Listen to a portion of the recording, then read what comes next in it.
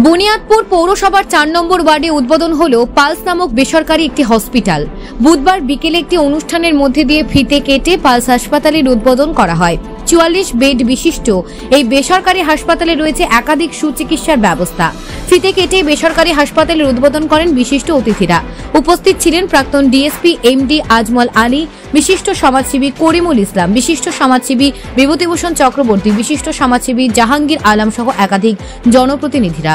এছাড়া উপস্থিত ছিলেন ডাক্তার পুষ্পেন্দু চাকি এবং ডাক্তার অসিত মণ্ডল। এ বিষয়ে ডাক্তার অসিত মণ্ডল জানান, বিভিন্ন প্রান্ত থেকে আগত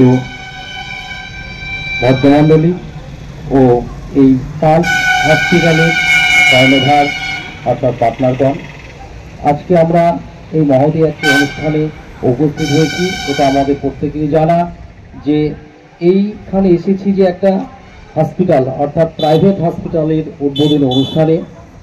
সেখানে যে প্রফেশনটা একটি গোল্ডেন প্রফেশন, আমরা যদি মনে করি জেলার, আমরা পিছিয়ে পড়া জেলায় যদি চিত্রে তাকিয়ে দেখি, হেলথ সেক্টরের বেশিরভাগই প্রাইভেট হসপিটাল এবং নার্সিংহোম আমাদের গঙ্গারামপুর সাব ডিভিশন অর্থাৎ এক বুনিয়াদপুরেই অবস্থিত।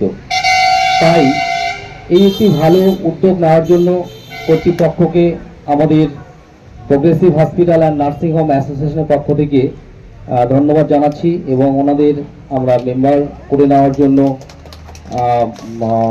আবেদন করব যত তাড়াতাড়ি সম্ভব ওনারা যেন আমাদের মেম্বারশিপটা নিয়ে নেন।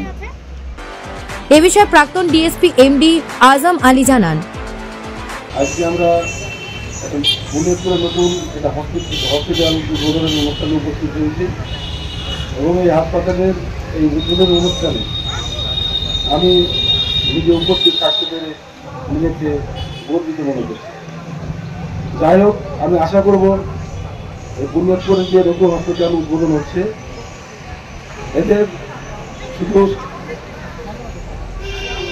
স্বাস্থ্য পরিষেবা দেবে না, এরা এমন একটা পর্যায়ে যাবে যেখানে মানুষের একটা আশ্রয়স্থল মনে করবে, একটা পরিষেবার স্থল মনে করবে এবং এখানে উন্নত চিকিৎসা পরিষেবা সাথে সাথে তাদের সেবার মানসিকতাই হবে তাদের মূল লক্ষ্য। এটা আমি আশা করব। যাই হোক, এই অনুষ্ঠানে যারা উপস্থিত আছেন তারা প্রত্যেকে আমরা আশা করব যেটা আমাদের একটা বুনিয়াদপুরের একটা নতুন জীবন্ত হসপিটাল। এই হসপিটালে যারা কর্তৃপক্ষ আছেন তাদের প্রত্যেককে আমি ধন্যবাদ জানাচ্ছি।